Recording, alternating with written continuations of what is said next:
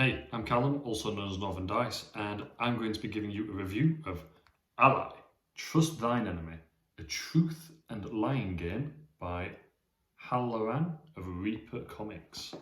So, ALIE Trust Thine Enemy is a social deduction cum tops trumps game for 2 to 4 players. And the big thing about it is your ability to manipulate the truth in the most gentle way possible. The entire concept is about trusting your enemy, and the reason is they have all the information about you, and you're expecting them to tell the truth in order for you to be able to play the game successfully. They don't have to, but there are consequences for lying and getting caught. There's a lot of deception in this, and there's a lot of opportunity to lie, but it's fantastic in that sense that once you've got to grips with it, it is a bit of a back and forth between who's telling the truth and who's lying. And choosing when to lie, as opposed to how to lie, can sometimes be the biggest factor. So, crack it open. Inside the box, we have 4 dice.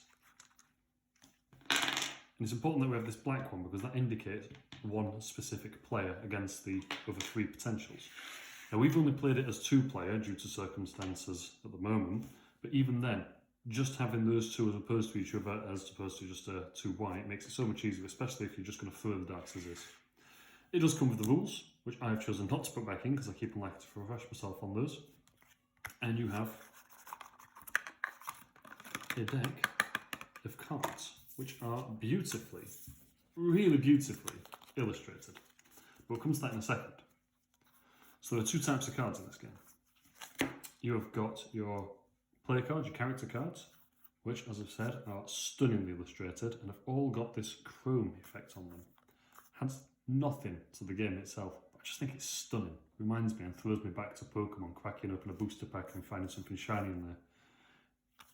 And even then, just the little names and the canned text are brilliant. Everything's really easy to see. Attack bonus, defense bonus, ability, name. But the big thing about this is that it's not the backs, it's not the front, sorry, that are the most important part. It's the backs. And it's the backs that you can't see at any point. You are incapable of seeing them. Your opponent sees them and they're the one who chooses it, which brings it into that tops trumps-esque play. The other cards are your Eyes of Truth, which again, stunningly illustrated, but these are all identical and there's nothing on the back of them. And these are used almost effectively like lives or chances. You get 3 as a player, and when you believe that someone has told you a lie, you can throw one of these in, and if they've lied, you keep your Eye of Truth, and they lose their card to you. If they have told the truth and you've called them out, you lose your Eye of Truth, which is important because losing all 3 results in you losing the game. There's 2 ways to lose. You could either have no cards left in hand, or you could lose all of the eyes that you own. The way that you hold the cards in the game is important as well. You get 10, so let's deal them out. Let's go 1, 2, 3, 4, 5, 6, 7, 8, 9, 10. Let's pretend this is my hand. And let's pretend I have these Eyes of Truth at the back. They would go like that. Because the important thing to remember is that my opponent needs to be able to see the backs of cards, but not the bottom one, the one on top. I don't want them to see the one on the bottom because they'll know what will be coming. And if they've got a very good memory, you know, it's going to be bad news for me later on. So these go on the back. What I do though is I'll hold this askew, and it'll mean that, oh, that's the long skew. It'll mean that they can see my bonuses and such, but I can't. So let's say that I go into combat and I've got my deck set up, I've got 10 cards, I've got 3 Eyes of Truth on the bottom, and I have got my card held aside so that my opponent can see my stats. I've got no idea what they are. What will happen is we'll roll to see who is the attacking player, and it'll be whoever's got the highest roll. They would then turn around and say, I am going to attack you for strength, and your strength is 2. I'm not going to know the truth. In reality, my strength is 10, really strong. But if I believe that my strength is 2 and let it slide, I have to roll with it. Now, I'm the defending player in this circumstance, so So I would have 2 plus a dice roll with a defense die, which that's for 1, so that's 3, plus my defense bonus, which is 7. If I am able to activate my ability, dependent odd and even for defense or attack, I would be able to activate it immediately. And the ability for this card is to take the opponent's card, which is an immediate effect. I would immediately take my opponent's card, stick it to the bottom, and they would then be running with a brand new card. Really, really strong if I get it. Could be quite situational though. Let's say I've got the entire total of 10 and my opponent has the total of 11. They have won. I would have to give them this card. They would get it. They would put their card to the bottom of their deck, and then they would be in a situation where they are ready to start again. We'd roll again, and it would continue until either one of us has no more cards left, or until one of us has lost all of our Eyes of Truth. Now, what we really like about this is that the abilities are not always automatically activated. They are activated based on your roll, not higher or lower, but on odds and evens. And the reason for that is it means that some really powerful abilities, an example of Quad 1, infect opponent's card by -10. So that would be a -10 to their stat, whatever it calculates to be, -10. Tremendously powerful. If I activate that every time, almost a guaranteed win every time Quad 1 came up. So it's only on a roll. It's the same for all of these other ones, like the Trojan Titan, take the opponent's next card. What else have we got? Cirrus, reorder opponent's cards. Rival's score is halved. Dice rolls are useless against me. The thing to remember about these abilities is that they are all instant effect. The moment you roll them and activate them, they go into play. And it is a case of you read it and you do it. We got a little bit tripped up trying to interpret them in different ways because some of them worded slightly differently, but it's all based on theme. If it says opponent's card -10, it's your opponent's card's total -10. So if they were lucky enough to roll a 19 and they get that -10, they're back down to 9. That fantastic roll and that fantastic stat has just dropped massively. Now I've got these cards out for a reason, and that is because these are my favourite art pieces from this game. And there's a reason for that. It's because they're all incredibly different and all scream 1980s sci-fi. And I think that's wonderful. Even the actual wording of their abilities just seems to come across as though they are within their own little universe. So the Eternal, everything burns, double dice score. Action, if I'm going, you're coming with me, forfeit card and opponents. Now you've got to remember these are activated immediately. The moment that is kicked in, I would then lose this card and the opponent would lose theirs, and it'd be a completely new round based on the previous dice rolls and whatever lies we may tell each other in terms of scores. And this guy got a real X-Files vibe about him. And his ability, Rivals Attack -4. His attack is really poor, but as a defender, he seems like he'd be absolutely fantastic if they're going to lose attack value and his defense is going to be so powerful compared. And then the Prophet, your world is mine. See opponent's card face. Now that doesn't often seem like it's too strong an ability, but in this context where they can lie about everything, it's a really powerful thing that they turn around and say, oh, well, I've got bonus of +7, and then you look and it's +2. It's an immediate call out. Everything about this game really appeals to the liar in me.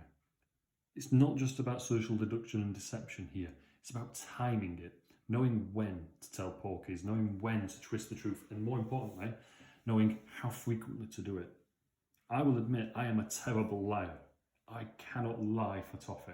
I tell a lie and I get that smug look on my face and it's called out.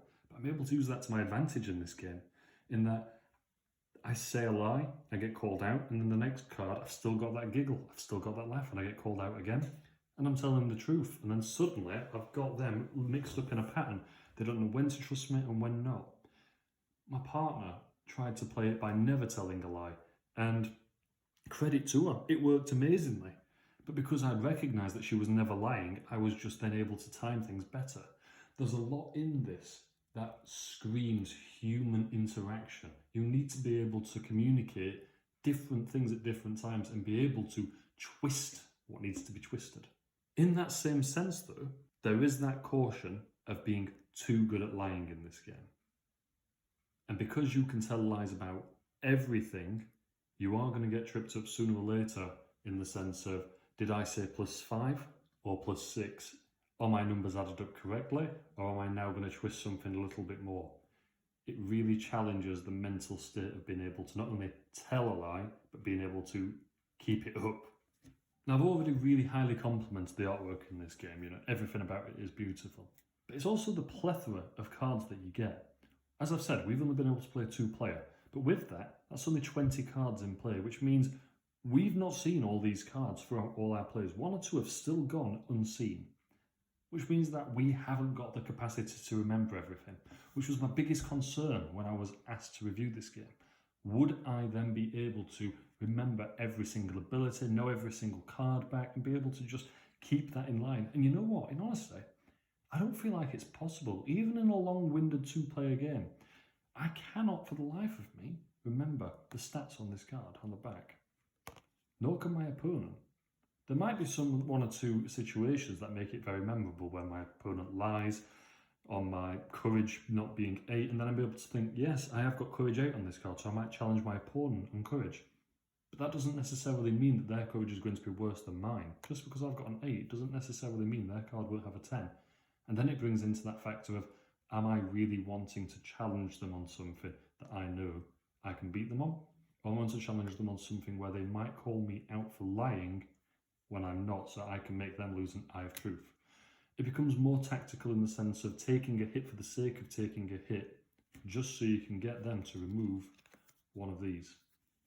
And the big thing about this is, with 2 ways to lose, these eyes of truth are your lifelines, but also the one thing you're wanting them to gamble on.